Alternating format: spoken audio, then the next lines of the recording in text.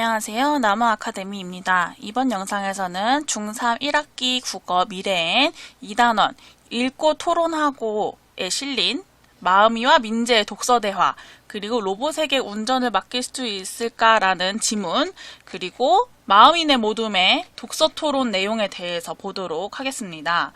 우선 이 단원에서 가장 많이 출제되는 문제 유형을 살펴보도록 할게요. 첫 번째는 독서 과정에서 겪은 어려움을 해결하는 방법을 묻는 문제입니다. 예를 기출문제를 통해서 보자면 이렇게 기억 표시를 하고 기억과 같은 어려움을 겪을 때 해줄 수 있는 조언으로 옳지 않은 것은, 그리고 보기의 상황에서 겪은 문제를 해결하기 위한 방법으로 가장 알맞은 것은, 이런 식으로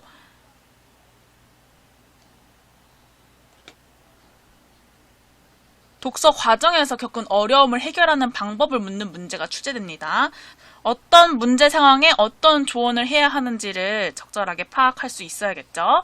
그리고 두 번째는 뒤에 토론이 나오기 때문에 기본적으로 토론에서 찬성 측과 반대 측이 어떤 주장을 하고 어떤 근거를 활용하고 있는지를 묻는 문제, 이 문제는 기본적으로 출제가 되고, 그리고 토론에서 주장의 타당성과 공정성을 판단하는 문제도 출제돼요. 예를 들어서 이 반대 측의 반론에 표시를 한 후에 이 발언이 공정성이 있는지 없는지 그 이유와 함께 묻는 문제가 출제됩니다. 특히 서술형으로 자주 출제되기 때문에 문장으로 써보는 연습이 필요하겠습니다. 그 다음에 토론에서 찬성 측과 반대 측이 활용할 수 있는 자료가 뭔지, 개요 밑에 보면은 자료가 가나다라, 마바사, 자까지 나오고 있어요. 이 자료 중에서 찬성 측이 어떤 근거에 대한 자료로 활용할 수 있는지, 반대 측은 어떤 근거에 대한 자료로 활용할 수 있는지, 이것도 기출문제를 통해서 보자면은 이런 식으로 쟁점 1에 찬성 측의 주장의 근거로 활용할 수 있는 자료를 묻기도 하고, 나의 기억에서 미음 중 찬성 측 근거 자료를 사용하기 알맞은 것을 있는 대로 고른 것은, 이런 식으로 출제되기도 합니다. 그리고 이 개요도 제시되죠. 개요도 표에 이렇게 빈칸으로 제시돼서 출제되기 때문에 개요랑 그 개요 밑에 있는 이 자료까지 꼼꼼하게 읽어보셔야 합니다. 그러면은 지문을 같이 읽어보도록 할게요.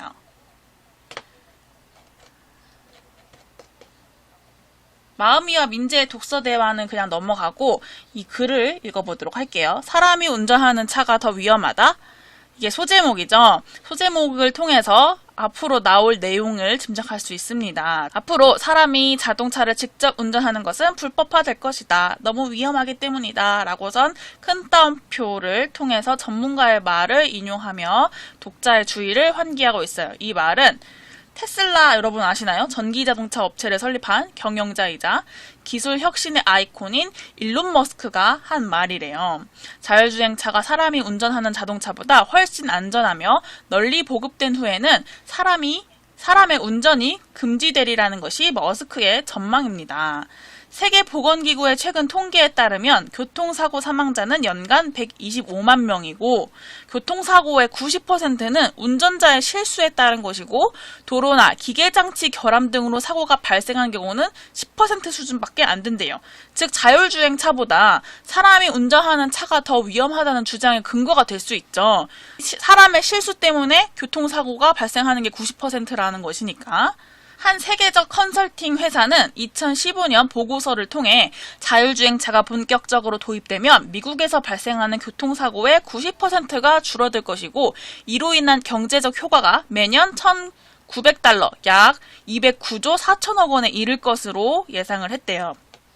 자율주행차 도입으로 인해서 사람의 생명도 지킬 수 있고, 왜냐하면 사고를 줄일 수 있으니까 경제적인 효과도 있다는 거죠. 과거에는 엘리베이터도 운전사가 조종했지만 지금은 탑승객이 원하는 층수를 누르기만 하면 된다. 엘리베이터는 훨씬 많은 사람을 태우고 더 빨리, 더 높이 올라가게 됐지만 운전사 없이 한결 안전하게 운행되고 있다. 미래의 자동차는 엘리베이터의 진화 경로를 따르게 될까라고 해서 엘리베이터의 예를 들고 있죠. 그래서 자율주행차도 초기에 엘리베이터처럼 지금은 우려가 있지만 운전사 없이 어떻게 운전이 돼? 라고 우려가 있지만 엘리베이터처럼 운전사 없이도 갈 수 있을 것이다 라고서 말을 하고 있는 거예요. 자율주행차의 미래를 엘리베이터의 사례에 빗대어 예측하는 것이 타당하지 않는 이유를 묻는 문제에 자동차는 엘리베이터에 비해 매우 복잡하며 고도의 기술이 집약된 기계이기 때문에, 그리고 엘리베이터는 주변에 충돌할 대상이 없지만 자동차는 충돌할 대상이 많다. 그래서 돌발 사고가 일어날 확률이 더 많은 거죠. 이런 옳은 선지가 출제됐습니다. 그 다음 소제목은 사람이 운전하지 않으면 바뀌는 것들이에요. 사람이 운전하지 않으면, 즉 자율주행차가 도입되면 바뀌는 것들에 대해서 나오겠죠. 1908년 헨리 포드가 노동자들도 구매할 수 있는 자동차 모델 T를 출시한 것은 20세기를 자동차 문명의 세기이자 대중사회로 만든 결정적인 계기였다. 로봇과 자동화의 시대가 될 21세기에 자동차의 진화는 지난 세기처럼 많은 사람에게 가장 직접적인 변화로 느껴질 것이다.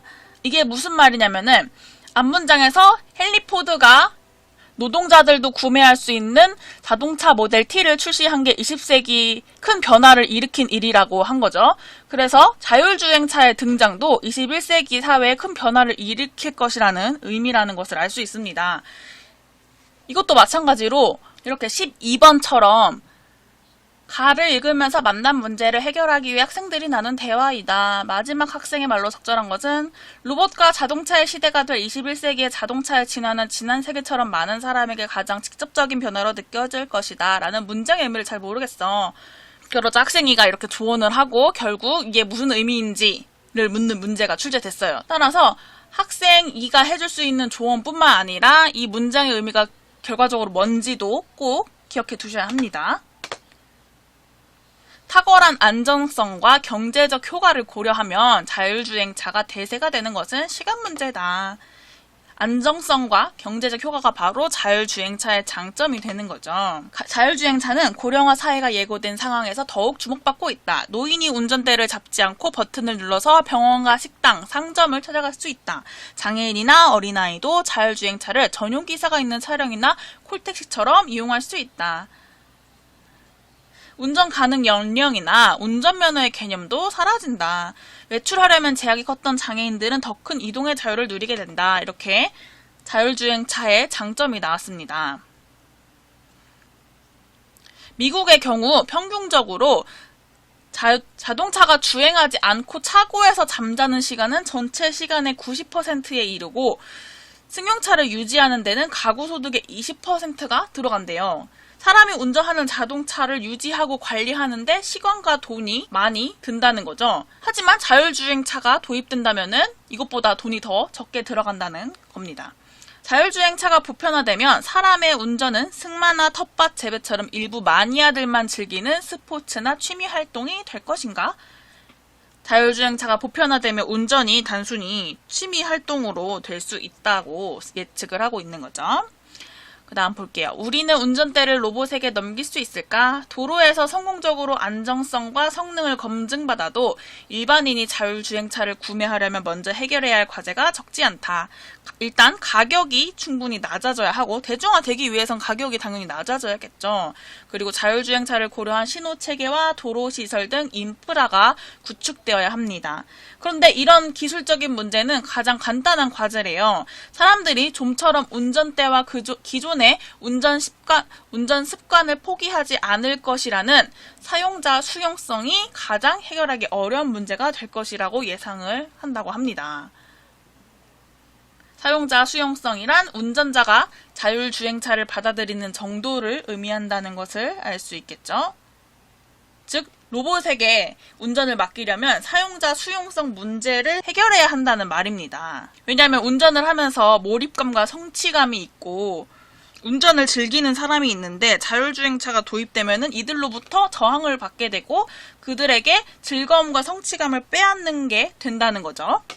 그리고 그 다음 마지막 자율주행차의 윤리적 딜레마를 볼게요. 자율주행차의 운행에 적합한 법규가 만들어지고 사회와 소비자가 요구하는 기술적 경제적 기준과 안전성 기준을 충족하면 우리는 서슴없이 자율주행차를 선택할 수 있을까?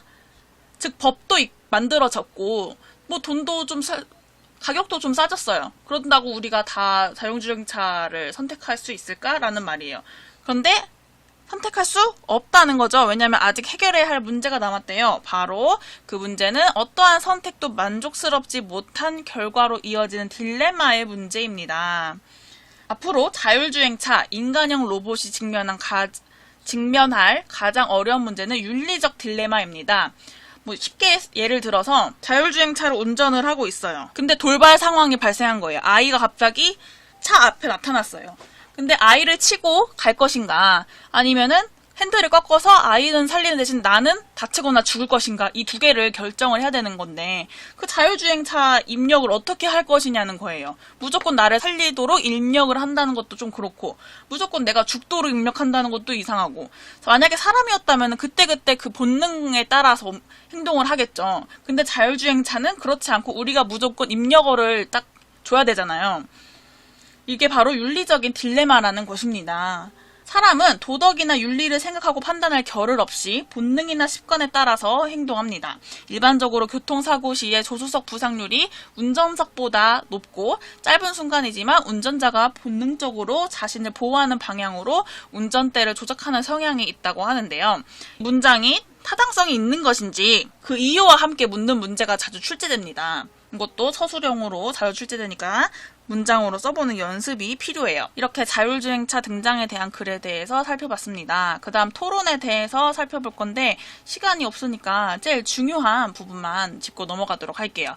우선 찬성 측 입론을 보겠습니다.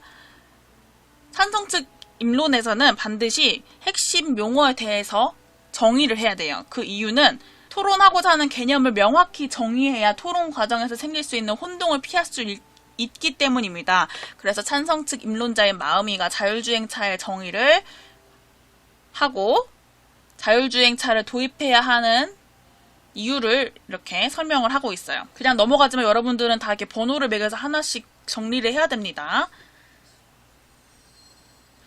찬성 측은 안전하기 때문에 그리고 이익과 장점이 많기 때문에 도입을 해야 한다고 하고 있는데요. 그렇다면 반대 측은 안전하지 않다, 이익과 장점이 많지 않다라고선 주장을 하겠죠. 반대 측인 중호는 이렇게 근거를 대면서 이익과 장점이 많지 않다고 주장을 하고 있습니다. 그리고 아까도 말했듯이 이 부분 반대 측의 발언이 공정성이 있는지 없는지 그 이유와 함께 묻는 문제가 출제되니까 이 부분 자세히 봐주시고요. 또 많이 출제되는 부분은 찬성 측의 재반론 이 부분이에요. 찬성 측인 민재가 반대 측인 서연에게 지적을 해요. 반대 측의 반론이 노약자와 장애인의 이동 편의보다 운전하는 즐거움을 강조한 발언이라고 하면서 이게 잘못되었다고 인정하는 것이냐라고 하자 서연이 인정합니다. 소수자나 약자의 처지를 충분히 고려하지 못했습니다. 라고선 지금 자신의 잘못을 인정을 하고 있죠. 민재는 따라서 효과적인 질문을 한 거네요. 공정성을 고려하지 못했다고 지금 지적을 한 것입니다. 그리고 최종 결론이 나오고 토론이 끝나요. 시간 관계상 토론은 짧게 간단하게 살펴봤는데 여러분들은 한 문장 한 문장 꼼꼼히 읽어보셔야 되는 거 아시죠? 그리고 이렇게 정리도 꼭 하셔야 합니다. 특히 개요서 이거 직접 빈칸을 뚫고서 여러분들이 적어보는 연습을 해보시면 좋을 것 같아요. 주장이 뭔지, 근거가 뭔지 이런 것들. 지금까지 중3 1학기 국어 미래엔 2단원에 대해서 간단하게 살펴봤어요. 이 모든 자료는 나무아카데미에서 이용할 수 있습니다.